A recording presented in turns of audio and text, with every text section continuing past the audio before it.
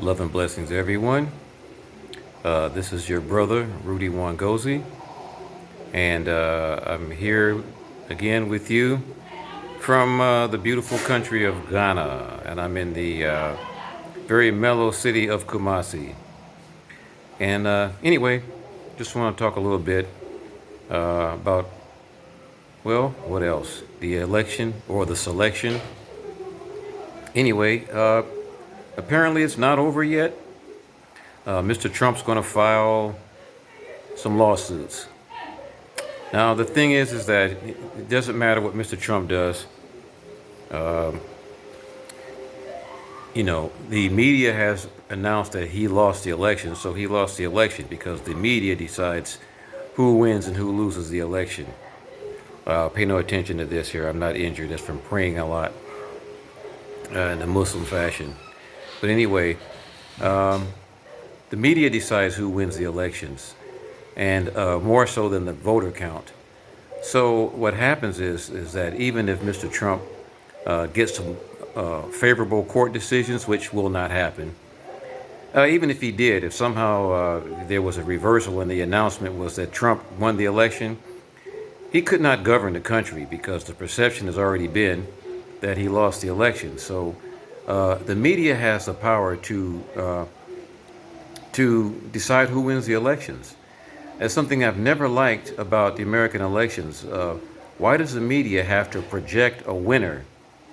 Why doesn't the media allow the voters to go to the polls, make their decisions, and let the votes be counted? And when the votes are counted, we say who won the votes. But in the last several election cycles that I can remember, going back to, I guess, Ronald Reagan or before that, the media has been projecting who the winner is going to be. And that has a profound effect on what happens. For instance, the media calling the election for Joe Biden in Arizona, calling the state of Arizona for Joe Biden prematurely. I don't think the polls were even closed in Arizona when they called the election for Joe Biden. But of course, you know what that does.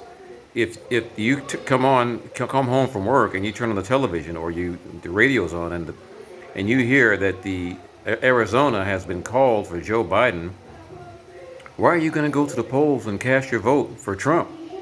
It seems fruitless, right? And you're tired from working and you've had a very, very tough day. You're going to go stand in line for an hour and a half after a long day's work to vote for a candidate who you've been told has already lost the election? Interesting, isn't it? Yeah. So what that does is that suppresses the vote.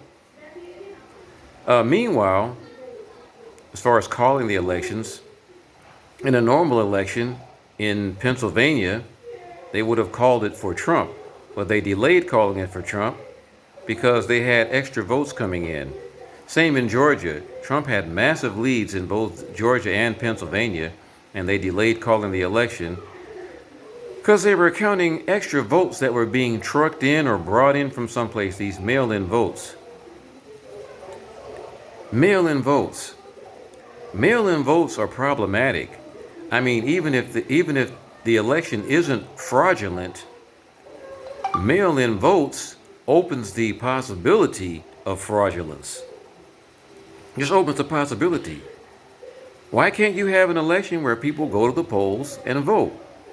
Well, it was strategic. The Democrats strategized it in such a way that these mail-in votes would be counted later. After all the totals came in and the numbers for Trump were established, then they, in quotes, found enough Biden votes to surpass the Trump numbers in Georgia and Pennsylvania and in Michigan, where he had the lead, where Trump had the lead.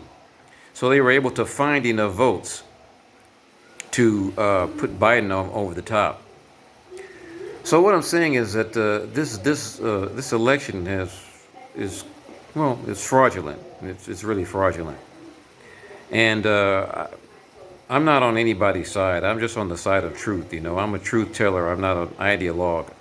I don't support the Republicans and I don't support the Democrats. I just support the truth. And what happened here is that there is more than a hint of fraud.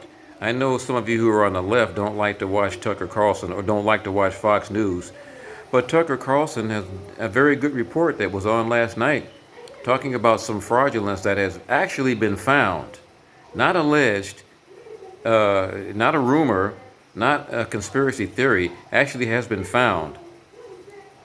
People who are deceased voting, people voting more than once. We don't know if it's going to be in enough numbers to overturn the announced result, but that's neither here nor there. Once the media announces that so and so has won, then the perception in people's mind is that so and so won. So it doesn't matter anymore what the actual votes are. And many of you have heard the old saying from Joseph Stalin, right? The former president of the former Soviet Union. It's not who votes that count. It's who counts the votes. That's the quote, a famous quote. Well, it's never been more true than in this election. So that's what we're talking about. That's what we're looking at here. Hopefully, I won't be doing many more videos about the election, but of course I will, because politics are part of our lives and that's what's going on. So I will be doing videos about the election. But some of my friends on the liberal side or on the left side have been talking about we have to be on guard now and we have to be vigilant because there may be some violence coming from Trump supporters. Well, I just have to say, and this is the beautiful thing about not being an ideologue, this is about just loving the truth. The violence this year has been coming from the left. It hasn't been coming from the right. That's just the truth. And if you don't like the truth, I'm sorry. But the violence has been coming from the left. It hasn't been coming from the right.